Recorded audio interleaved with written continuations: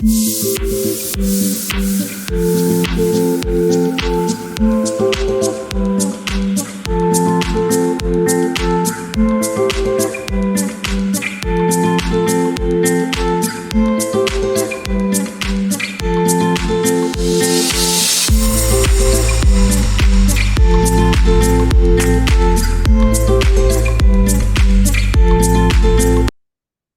it's 4 o'clock and a formal good evening to everyone.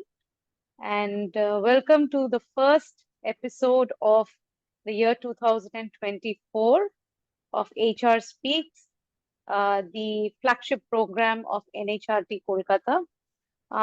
We'll just wait for a couple of more minutes so that all the people who have registered for the session, which is going to be with Priya, we are going to all be able to learn from the uh, discussion that is lined up from now on.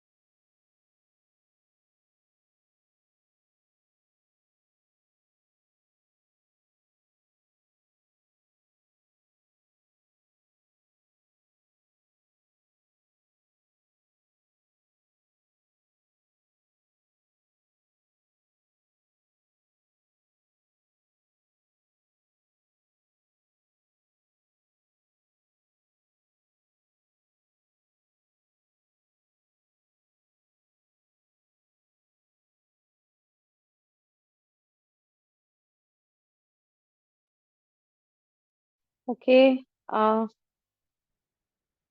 it's 4:05 and we'll not wait any longer because we've got a very, very exciting topic for today. My name is Shweta, and as you all know, uh, I am your host for the HR Speaks brought to you by NHRD Kolkata Chapter. This is the first NHRD HR Speaks for the year, and hence, obviously, first is always special. We are looking forward to having a lot of new thoughts, and I would say look forward to a lot of disruptive thoughts in the next 1 hour and things that are working very well across sectors, and we would want to implement in our organization, in our roles as best practices. So, with that, I introduce to you Priya. Priya Pendharkar brings a wealth of experience as an accomplished HR director with nearly 2 decades of expertise. Her extensive background includes leadership roles in HR business partnering, compensation and benefits, performance management and international mobility, HR M&A and transformation and change management in India, France, and globally across 71 countries. Priya holds an MBA in HR from Bombay, India, and has further honed her leadership skill with an executive certification in leadership and strategy from HEC Paris. Her international exposure includes living and working in Paris for over 3 years, enriching her professional insights. Beyond her professional accomplishments, Priya is multifaceted individual. She is a cricket enthusiast who enjoys playing the sport. Her love for travel has taken her to various places, fostering a deep appreciation for diverse cultures and perspectives. Additionally, Priya is an avid pet lover and dedicates regular time to share moments of joy with her furry companions. So, a very warm welcome to you, Priya. Thank you for joining us, and we really look forward to talking to you on the topic skill based pay and non traditional rewards. So, when we connected, I kind of told you that I, I'm from the OD space, and something like this is very unique and knowledgeable for a person like me who wants to bring in the skill and competency differences among employees to make them future ready. And so here we are with Priya Pendharkar. I would request you to give us a little bit more about you, and which probably I have not mentioned in my introduction. Thank you. Thank you so much, Shweta, for the warm introduction. Good evening to you and good evening to our lovely audience. And thank you to all the esteemed members of the National HRD Network for having me as a speaker to share insights on such a pivotal topic in our field. Yeah. And that was a perfect introduction, Shweta. But just to add, throughout my 2 decade career journey, I've had the privilege of serving in pivotal roles within the field of HR, nationally in India, internationally in Paris, France, and by virtue of performing global level roles, group level roles, globally around 71 countries. And I've been working with ATOS for nearly 16 years now. Prior to ATOS, I Wow, worked with Reliance Retail and Hindustan Construction Company. So I started off my career as a generalist HR, where I was the only HR person to manage the people agenda for the engineering arm of HCC. So that gave me a good exposure and learning at the start of my career. And I'm really grateful to have got that opportunity at the start of my career. Then, of course, I played various roles in both generalist and specialist space. And I can say that today I've handled almost all the roles in the field of HR. Yeah, so that's a complete gamut for me. And also, I was the first person, from the India HR team to lead a function at a group level, in Paris. So I moved to Paris. I worked there for 3.5 years. So, that was a big motivation for myself and also, our team members, because, my departure to Paris was followed by, a couple of other people. So you feel nice, when you are a source of inspiration for the team. So that was really good. And that's great. yeah, thank you. And my commitment to driving organizational excellence through innovative compensation strategies has been a cornerstone of my professional journey. And that is the reason I am really very eager to share insights and best practices with all the fellow HR professionals here too. So looking forward to this conversation. That's great. So to start with, the topic itself, it's very unique. Skill-based pay and non-traditional rewards. I'm sure there are people and colleagues who we have here who are intrigued with the topic itself. Would you like to give us a little bit of understanding into the topic first before we get into the details and get into the onion peeling side of it? Yeah, sure. And before we even talk about skill-based pay, I will talk about CNB function, the comp and ben function. It is always considered as a backbone of HR and the organization as a whole because it plays a very important role in recruitment, retention, motivation, compliance, and even financial performance of the company. So Right. I would say it is a very vital and indispensable element of both HR management and organizational strategy. Now, how you use the different elements to drive organizational strategy and success is the key. So it's a very important function. And then there are different types of elements. Skill-based pay and non-traditional rewards are, two such elements. So today we'll see, in depth what is skill-based pay, what are some of the non-traditional rewards, how does it help organizations. So to Mm-hmm. answer your question, Shweta, skill-based pay, I'll put it very, in a very simple language. It's a compensation system that remunerates employees based on their proficiency, mastery, or acquisition of particular skills, knowledge, or competencies, which are directly linked to the job that they are performing or the need of the organization. So it is about skills, knowledge, competency, and the proficiency level somebody is at, and what is required for the organization. And it That's is great. very dynamic and adaptable because it allows adjustments in compensation based on changes in employee skill level, based on hot skill, niche skill availability in the market, or even evolving needs of the company. So it's a very flexible model, I would say. Okay, that's great. So now that we understand what is skill-based pay, let us also understand with the first um, question, which is why do organizations need skill-based pay and what is the purpose of it? Yeah. So there are a lot of benefits. A very critical benefit is that it promotes a culture of continuous learning and skill development within the organization. So let us try to answer the question, what is in it for me, from both employee and organization perspective. So from an employee perspective, there is a clear incentive for skill development. Yeah, because it directly ties compensation to the acquisition and proficiency of specific skills. So it becomes a very powerful incentive for employees to seek continuous opportunities and increase their earning potential. And this also helps people to focus on their individual growth. So they are taking charge of their career, they are taking ownership of their career. So when we talk about, I want to be the CEO of my career.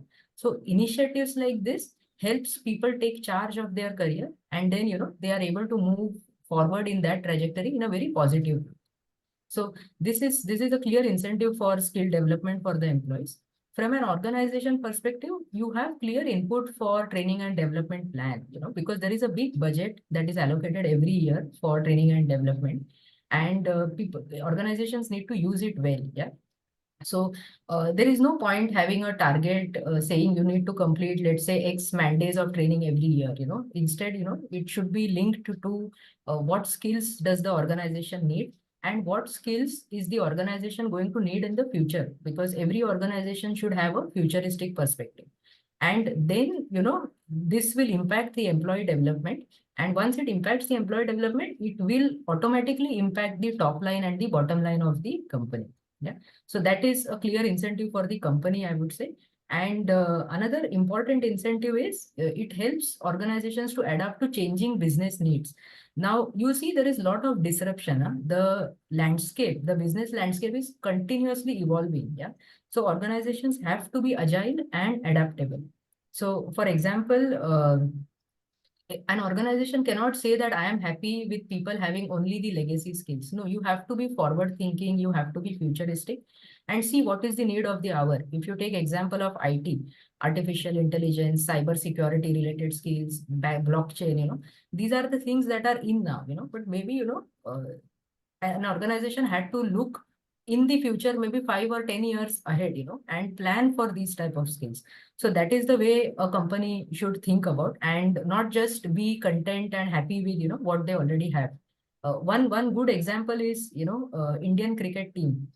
So in my introduction, Shweta, you said that, I am a cricket enthusiast. I also play cricket. So these type of examples come very naturally to me. So Indian cricket team. So in previously, if you see, we had good batters, we had good bowlers, and few good fielders. But then and wicket keeper. So but MS Dhoni changed the game. We got a player, a wicket keeper who could bat as well. Yeah, and the Indian team today, you see, most of them are good fielders. So fielding has become a very important criteria. So it is not just having legacy skills or only one skill. Either you can bat or bowl. No, you have to field. If you have to win matches, you have to be good in fielding. So that is how organizations should also persuade people to acquire more skills and be proficient. So keep on increasing the proficiency level to be ahead in the game. So That's great. this is one critical benefit, I would say. And if I have to add on, it definitely increases employee motivation and engagement because it provides clear incentives for improving job related skills. And Hmm. one important thing company has to do is there has to be alignment between individual goals and organizational objectives.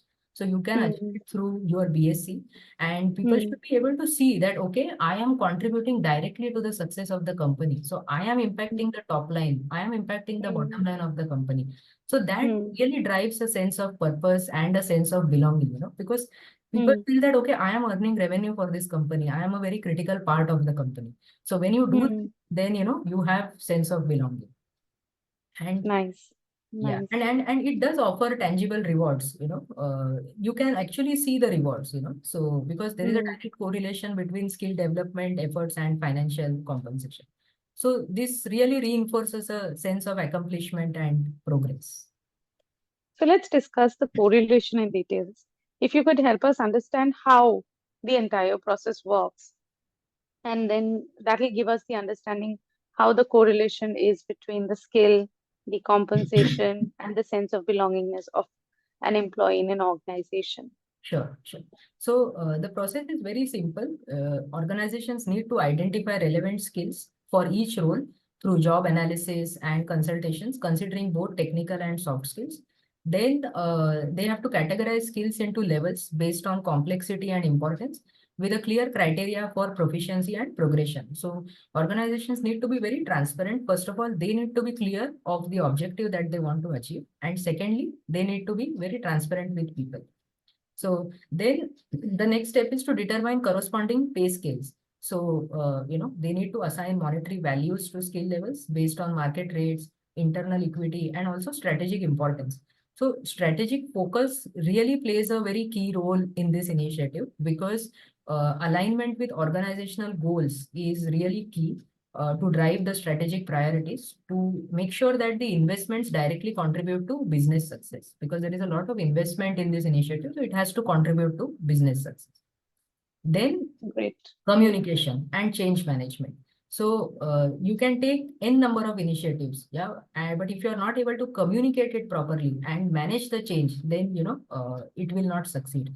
So communication and change management is really key to succeed in any initiative. So we need to clearly communicate the program objectives, the assessment methods, the advancement opportunities. So the career path has to be chalked out and even presented to the employees. Organizations need to provide training and resources for skill development. So people have to see value in it. They have to see how is it going to impact the organization and their own development. Yeah. So we have to be very clear that this is not an HR agenda, but we are driving this, we are facilitating this in order to have a positive impact on the organization and the employee himself or herself. Yeah. Then of Hmm. course you will have the implementation and monitoring of the program, evaluating and updating of the feedback. So taking feedback, checking, where do you have to do course correction and things like that. So when you do this, it is really a win-win situation for both employee and the organization. Great. So obviously, if the organization is facilitated with this kind of working in terms of compensation and benefit, which is skill based, people stay in the organization for longer. There is higher retention and obviously a lot of productive engagement that is a result of it. Um, Tell us more about some of your best practices so that we understand how the purpose, the what, and how have fit in one of your best practices. Yeah.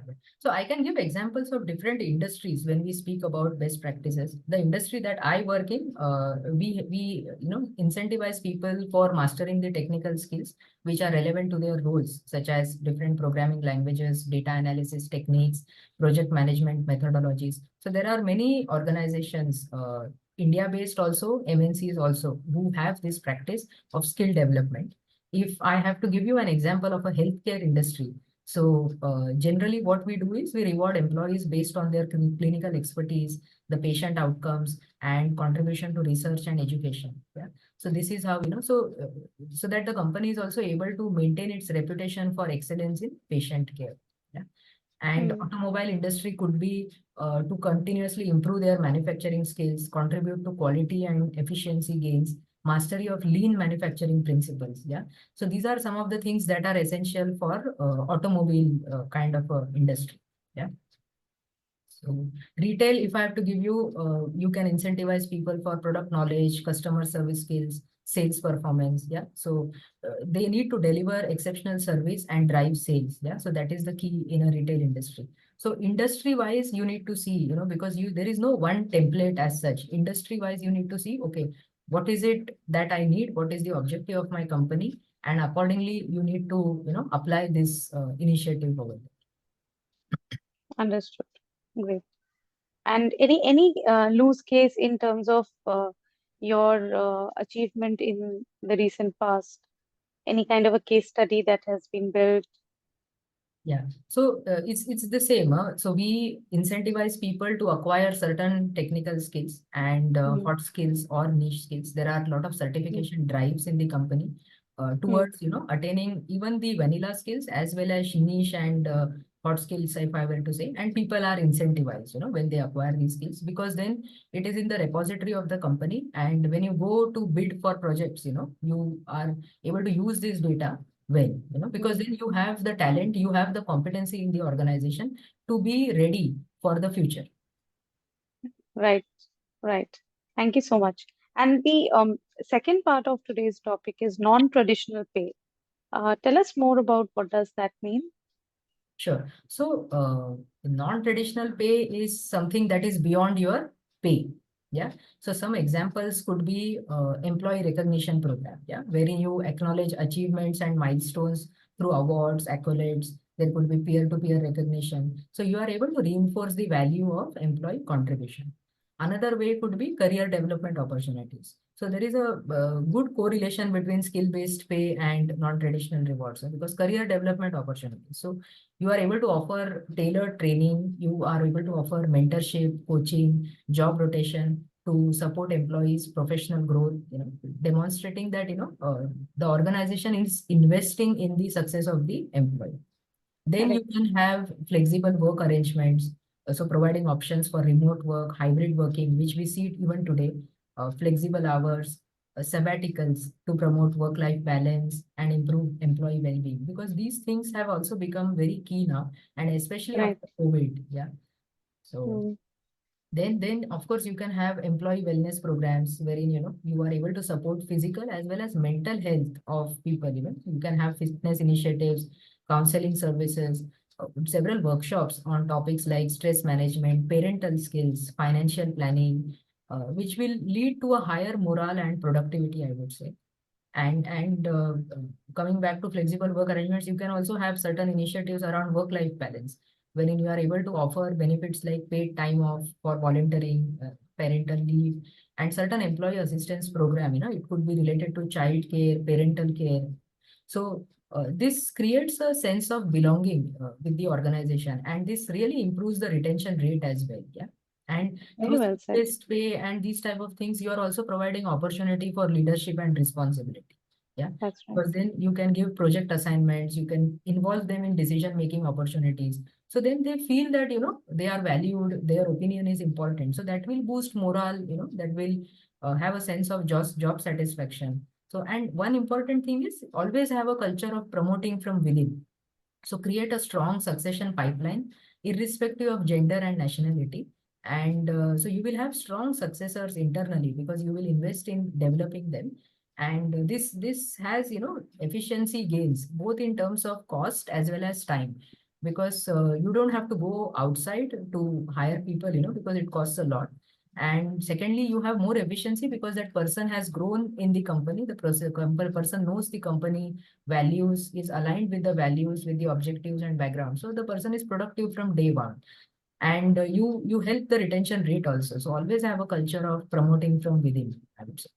And if you package this together, skill-based incentives and some of these, non-traditional rewards, you are able to create a comprehensive total rewards package. And this definitely drives employee engagement and organizational success. And so, most important, what is the measure of success then? While you have outlined it in all the factors that you've spoken about, now we just want to have those specific um names or the buckets in which we will have the measure of success. Yeah, sure. So very good question, Shweta. Thank you for asking.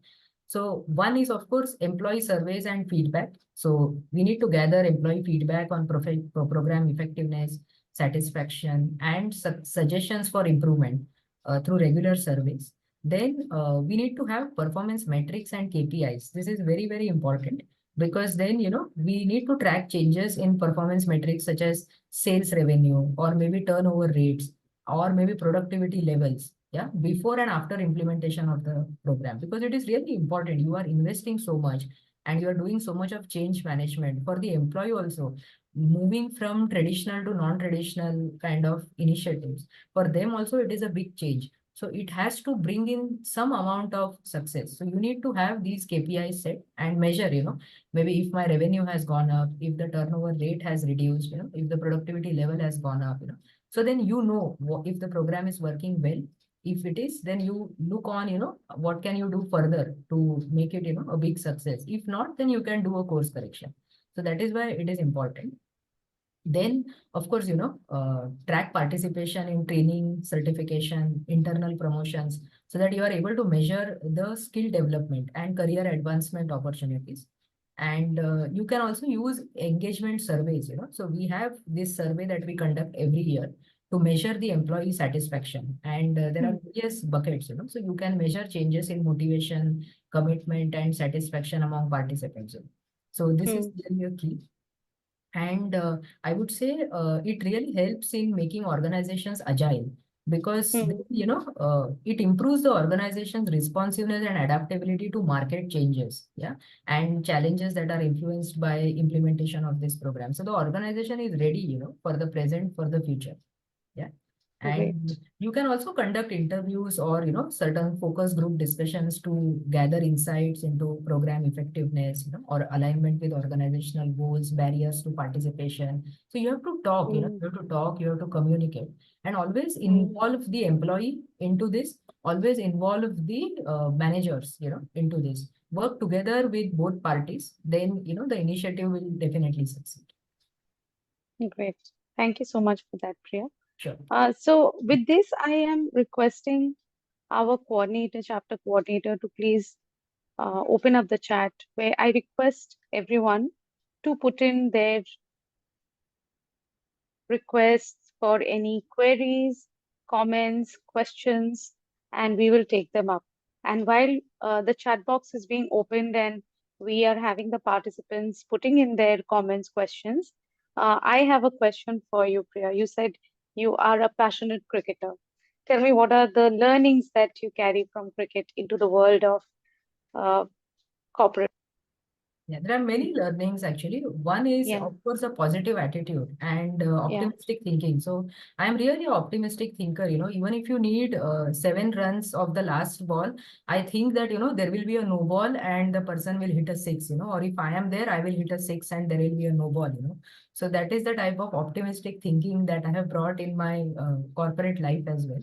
And it really helps. The other thing is teamwork because cricket is a team game.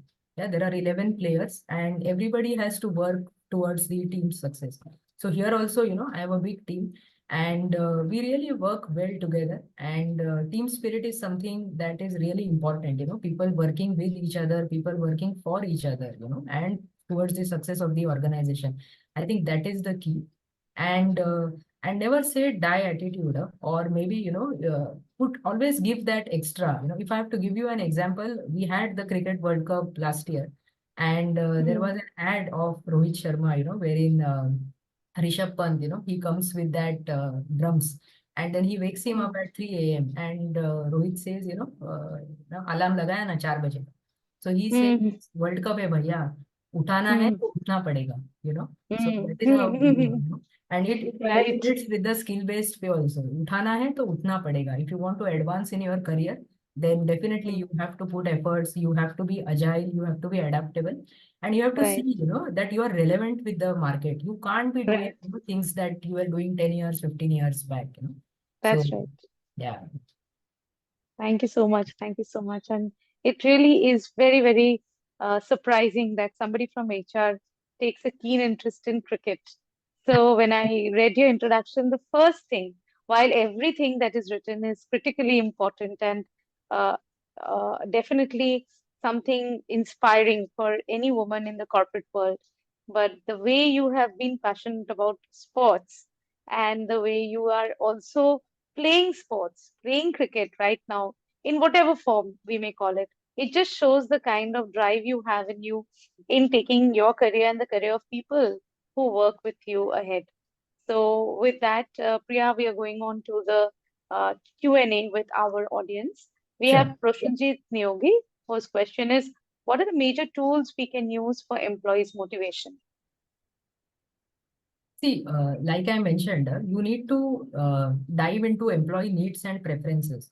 So feedback Hmm, is something that will provide valuable insights into employee motivation and preferences, and that will hmm, allow organizations to tailor their strategies accordingly. So it is a very underestimated tool, but communication, I would say, it is really very underestimated, but I would say communication, seeking feedback, that is the most important tool anybody should have, to understand what are hmm. employee needs, preferences, and what are the organizational needs. Absolutely, very well said. And most of the times, it's that communication which becomes the barrier or the gap between the people who have the need and people who are trying to work out the solution. So, what you rightly said is the pivot to getting this in success is communication, and it has to be across the organization and the culture of continuous feedback and not a year-end surprise element, which Absolutely. sometimes becomes the reason for uh, people getting a setback and not being able to continue in the organization, looking elsewhere, and the sense of belongingness index, uh, tips down at that point in time. Yeah. If you So, involve yeah. employee on day one, then all Hmm. your objectives are the probability is high that you will meet all your objectives if you involve employee needs, preferences on day one. Oh, that's a very well put statement. If we involve the people who are joining us on day one, and because yes, you're very correct. I mean, uh, and that is why we call it onboarding and induction. These words are about how do we take a person in the organization and bring him to a feeling of sense of belongingness. Yeah. And thus, this plays a pivotal role. Moving on to our next question from Avijita. What do you advocate for variable pay? What should be the percentage element of variable pay via gross pay, vis-a-vis gross pay? See, it depends on the industry and it depends on the level. So there is no one, prescription for that. Hmm, Generally, you find higher you go, the more variable pay you have, even up to hmm, 50 or 60%, and at junior levels, it is less. In our company also, we follow the same model. It is linked to the career path or the career levels that we have. And as you go higher, the percentage of variable pay increases. And sales, it's a different ball game. You have a sales hmm, incentive, and it's a different ball game altogether. But yeah, they hmm, directly impact revenue of the organization. So generally, the percentage, the ratio between sales and non-sales is different. Yeah, but there is no one hmm, such prescription, and it should be hmm. higher. Because the higher you go, you are able to influence the revenue and the profits of the company. So you have more stake in it. Great, great. And Sudipta Chakraborty asks, when a company moving through transition like a M&A, how we can motivate employees? I would say, communicate with people, be transparent. I have been a part of many M&As and many change management, in my journey, in my career journey. I think I would have handled 4 or 5 M&As, HR M&As, and HR integrations. So what we do is, we of course see, what is there in the company that has been acquired, what do we have, and we try to compare and see, what is the best of both, what is the best that we have, what is the best that they have, and try and see, how can we have best of both for these people, because they should not feel that, just because they are acquired now, their processes, their practices, they will no longer continue. So that should not be there. They should feel a part of you. They should also continue that sense of belonging along with you. So always see, what is best of both, and try and implement and do the change management and communication accordingly. Because whenever we are proposing changes, we are trying to seek feedback from the management, we are trying to seek feedback from the people, we are trying to see what is working, what is not working, and have the guts to scrap what is not working, because it will not serve the employees or even the company well. So try and see what fits into the culture of both the organizations, and communicate it very transparently. Great, great. And so Rajat goes on to ask, what motivates our Gen Z or the new workforce? I think, what I have seen is, they are very purpose driven. So they are trying to find Hmm. purpose in everything. Yeah. And that is where I said, we have to think a bit, non-traditional as well. Because traditionally speaking, you will have your pay and those type of rewards. You have to go a step further and try and see, what is the kind of purpose, of this Hmm. employee's role, and try and see how can you contribute, let's say, to the society, or how can you contribute, let's say, to the bigger problem that we have today. Yeah. Hmm. In the world, maybe, contribution towards environment, societal needs, and so on and so forth. So always try and see, or maybe, give some volunteering opportunities for these people, where these people go and, uh, try and contribute towards these big ticket items, so that they feel that, okay, I am really contributing towards something. One example could be, maybe, company nowadays we see a lot of companies having, net zero carbon footprint goals. Yeah.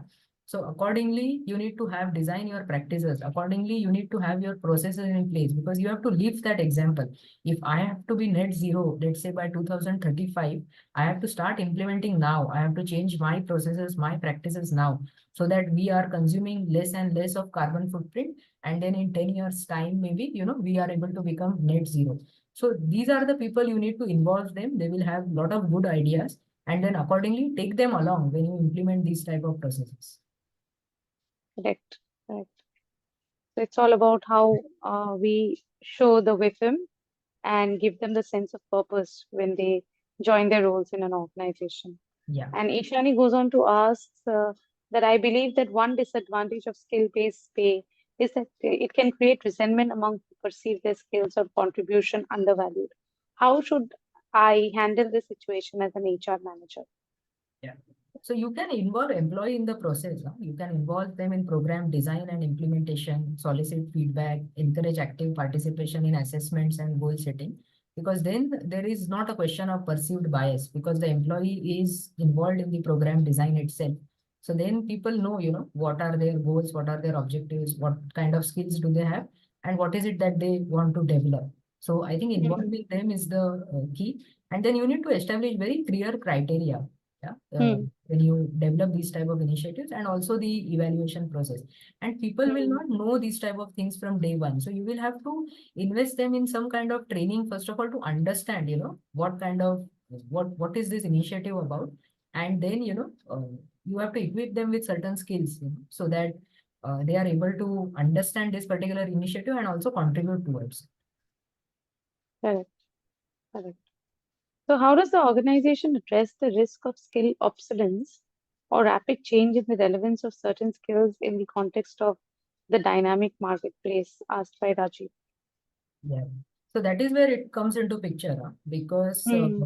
alignment, when you introduce a skill-based program, it has to be aligned to the goals of the company, like I said, and the goals that you have today, as well as, you have to be futuristic, because If you look at Java, C++, and all these programming language skills, can you say that I will have people only with these skills and I will not Hmm. focus on artificial intelligence, I will not focus on cybersecurity related skills? No, so you have to adapt, you have to be futuristic. And once your Hmm. goals are aligned to, what kind of changes can we anticipate, then automatically these type of things fall in place. But you need to have a very strategic focus and you have to be futuristic so that you don't become obsolete. That's right. So somewhere it's very important to outline the future skills of the organization when we are considering this process for the organization, and Ab- not just what's working out immediately. And maybe Absolutely. that will also add up to the purpose which the generation now is aspiring for. And with that, the non-traditional pay works out, because that kind of gives the kind of flexibility Yes. uh, the the the working community is looking for. Yeah, And then how does this all then create and orchestrate a perfect symphony is where the sense of belongingness comes in. absolutely. While we'll wait for some more questions, let us hear from you uh, a larger context of how you would want people to envision, and when they consider something like non-traditional rewards into the organization strategy, and then how does the entire linkage happens between business strategy, people focus, processes, and so how does it play out, considering that we have a workforce which is now a mix of not only Gen Z, but four generations before that? And then how do we blend it in with the different generations who are working together? Yeah. So I can give an example of ikigai. So it's a Japanese concept that represents a reason for being. Yeah, and combining four elements: what you love, what you are good at, what the world needs, and what you can be paid for. So these are the four elements. And we can bring this concept into our discussion of skill-based pay and non-traditional rewards. So by aligning these four elements, individuals can find a sense of purpose and fulfillment in their work. Yeah. So organizations can leverage on this framework to design reward programs that resonates with employees' passion, strengths, and aspirations, and also meeting the organizational objectives as well as the societal needs. So then it is a 360-degree coverage. We are covering everything: the company, the employee, and also the society. Yeah. For example, what you love. Yeah. This is the first element. So you can have non-traditional rewards such as flexible work arrangements, opportunities for personal development, recognition programs that cater to employees' passions and interests, and also by allowing employees to pursue activities they are passionate about, like we discussed, volunteering or pursuing hobbies. The organization can sense, it can foster a sense of fulfillment and well-being. So this is really critical. Then the next element is what you are good at. So skill-based pay programs recognize and reward employees for their expertise and proficiency in specific skills. Yeah. So as an organization, you are providing opportunities for employees to further develop and leverage their strengths. And that is how, you are able to enhance employee engagement, performance, and career satisfaction as well.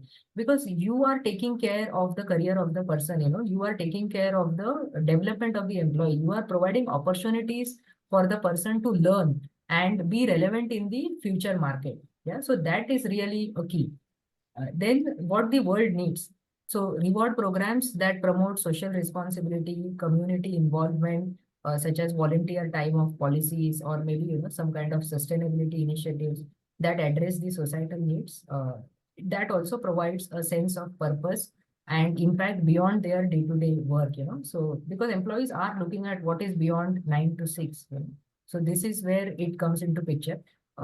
Last year, I was at a conference in Amsterdam, and it was represented by a company. There was a representation by Patagonia, and they said that they are incentivizing their customers for bringing the used clothes in case there are any, it has become old, or in case there are any defects or damages, one or any wear and tear, to fix them rather than buying new, so they are incentivizing their customers for using the same stuff, rather than buying new and creating an impact on the environment. So who thinks like that, because today, people are looking at, increasing the revenue, profits and all that, but it's a different type of a thought process, So depending on what kind of industry you are in, you can always think out of the box and come up with some kind of things, which will definitely create a spark in your employees.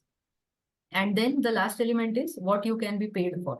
So traditional monetary incentives, of course, it will be there, but you need to also have non-traditional rewards such as career advancement opportunities, performance-based bonus, and align employees' financial needs and aspirations so that you make sure that the contributions are recognized and valued. Because this will be really a key. Yeah, employee will look for certain traditional monetary incentives as well as non-traditional. Because if you look at your exit interview data, you will find that majority of the employees don't leave the company for compensation.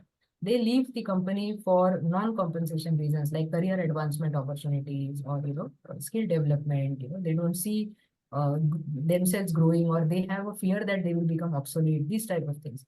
So then it is the up to the it is on the owners of the organization to work towards these type of initiatives also. And I really feel that when you incorporate these principles of ikigai into reward strategies, organizations can really create a meaningful and fulfilling work environment, yeah, where employees are empowered not just to survive, but employees are able to thrive and make a positive impact, which ultimately drives both individual and organizational success. That's right. That's right. So it's all about what's the ikigai and purpose, which drives the organization towards a larger cause, not just the top line and bottom line, which of course is one of the strategic goals of any organization. So thank you for that. Thank you so much for giving us your view. Anything that you want to tell the crowd here? So I see that the audience has got we definitely get a mixed crowd of people who are fresh out of college, moving into the HR space, and we also have people who are veterans in the HR space. So this question is for the Gen Zs in HR.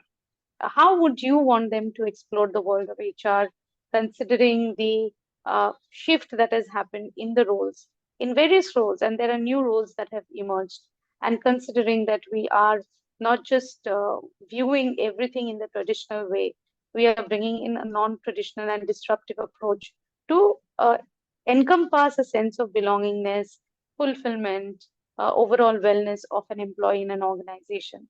So, what is that you want to tell the newbies of our community? Yeah. I think one is, understand the business very well. Even though you are in HR, you have to be very close to the business, because ultimately, we all are trying to achieve objectives of the organization. So HR cannot work in isolation, or HR strategy cannot be isolated, than the organizational strategy. It has to marry with the organizational strategy. So work very closely with the business, understand the business. Yeah, understand your industry, understand your business, understand what kind of objectives your company has, what kind of people do you have, yeah, and with these people, how are you going to achieve these objectives? And then definitely, what is the gap? Once you know what is the gap, you can try and propose some kind of interventions or some kind of initiatives to bridge that gap, but once you have to understand the business, and then your evaluation and those type of things start. So understanding the business, understanding the type of people you have, what kind of skill set, what kind of proficiency levels, what kind of experience levels, what kind of maturity levels, you need to understand all of these things. Only then you will be able to implement successful strategies for the company. That's great. And the So, other thing is, always try to look at, find a purpose, or look at, how can you make a bigger impact, not just for the company, but also for the society. How are you able to make a bigger impact? You may not be able to find this maybe in all the initiatives, but wherever you can. So try and see how can I make a bigger impact. mm, that's right. That's right. How do we make that difference? Correct. And how do we create impacts in lives of people? Because we are in the people business. Correct. So in the people business, it's about the heart and less about the head. And then when it's about the heart, it's more about how do we deal with emotions, about expectations, about feelings, and then how do we work out and weave our offerings to match up the expectations that are created by emotions and human feelings. Yeah. So thank you so much for that. And anything that comes to your mind in terms of the top three things to keep in mind for anyone in HR to be future ready, as you have been dealing with a lot of future skills. So, what could be those top three future skills in the HR fraternity, which we should be aware of and be mindful of taking up in our agenda of learning or imbibing or through a mentorship program, whatever the way of learning will be, to take us ahead in the future of HR? Yeah. I think analytics is very key. There are a few organizations wherein, they produce some kind of analytics, but see, data is power. Yeah, I Mm, always say this to my team also. You can use data, it is a very powerful tool, data. And that shows a lot of things. It will show you your employees' engagement level, motivation level, what kind of attrition you will have in, let's say, 1 year or 2 years time. You can also anticipate that. Yeah. So use data very well, and for that, you need to have specific initiatives around HR analytics space. Yeah. On what kind of metrics do you want to set, and what kind of data do you want to measure. So I know there are many companies who have dashboards. But how relevant are those? And what kind of information do you really have on those, and is it really helping you to take decisions, yeah, for the to create a bigger impact? So instead of having a dashboard, maybe think of something of a decision board. Yeah. So that is the key, because your dashboard should help you to take decisions. So analytics is definitely one area, and the other thing that I said is work very closely with the business. Yeah, we have been saying this for many years now, but it is really essential that HR people understand business so that they are able to get a seat at the table and they get that due respect. Yeah. So HR person should be, nowadays we see, how many HR heads, CHROs can become the future CEOs. And if CHROs have to become the CEO, that means, they need to understand the business in and out, and not just understand. They have to come up with, strategies. They have to create an impact, yeah, on the organization so that they are able to be a successor of the CEO in future. So really understanding the business and also implementing certain meaningful strategies is the key for me. And the third thing is understand your people in and out, so maybe emotionally also, skill wise also, you don't restrict yourself to one area saying that I am HR, so I will only think of emotions and something like that. No, you see, how are you able to use those emotions or emotional connect or the thought process in impacting your organizational decisions? So always think about uh, what is in it for the company, that this employee can deliver, and what is in it for the employee that this organization can deliver. And when these two things marry, then you really create that sense of belonging for the employees, and then that employee creates a positive impact for the organization. that's right. That's right. Thank you so much. Thank you so much for giving us such insightful thoughts and giving us the tools and ways in which we can make our employees future ready as well. We can make our people more focused basis the purpose of the organization. Not only the purpose of the organization, individual purposes in life must be a blend of wellness, fulfillment, and a sense of belongingness. How do we drive that? And then of course, that gives us the blend and the recipe for the right kind of non-traditional reward for an employee in the organization.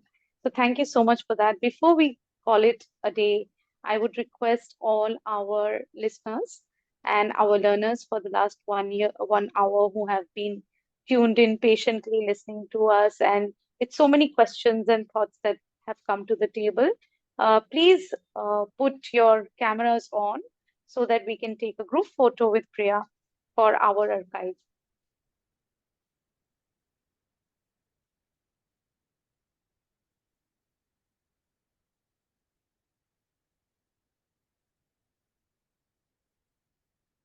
Another 15 seconds. It's lovely to see all of you. I can see some people are taking the call from their car. So thank you for joining. Yes.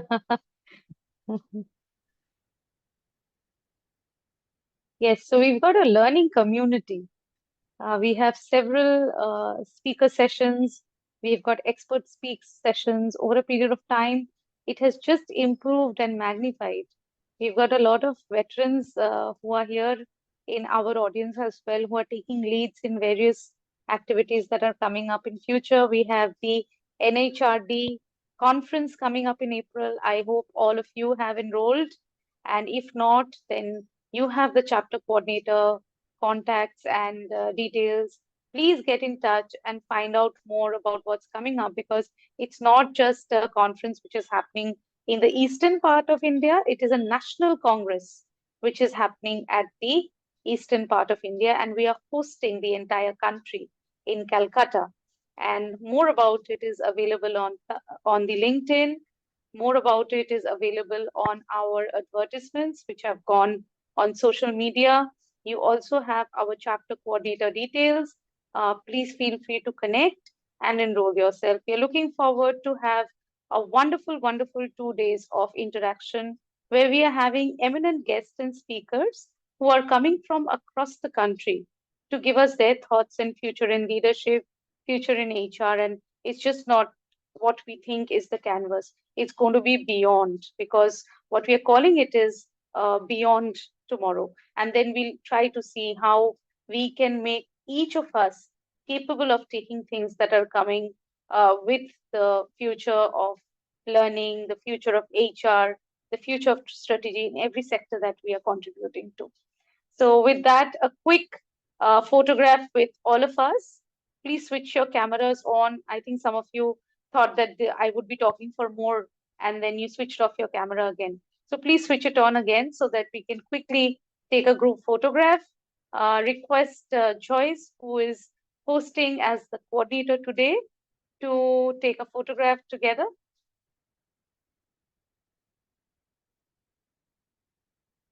In fact, Joyce, you should be online as well. Please put your camera on.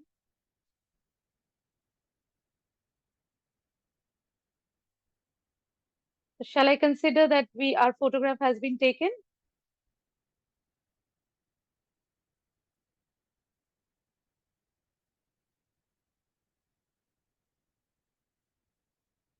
Okay.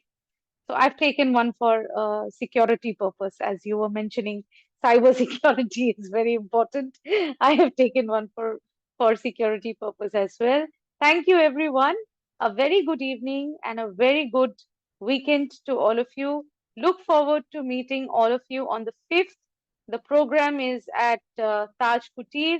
We can all meet and have some good chai pe charcha, as you may call it, and a wonderful learning session. Thank you very much. Have a great evening. Thank you, Priya, for your time and the wonderful thoughts that you brought to the table. Thank you, Shweta. Thank you to all the members of NHRDN, and thank you to all the participants. And wish you a lovely evening and a nice weekend. Thank you, everyone. Have a great weekend. Bye.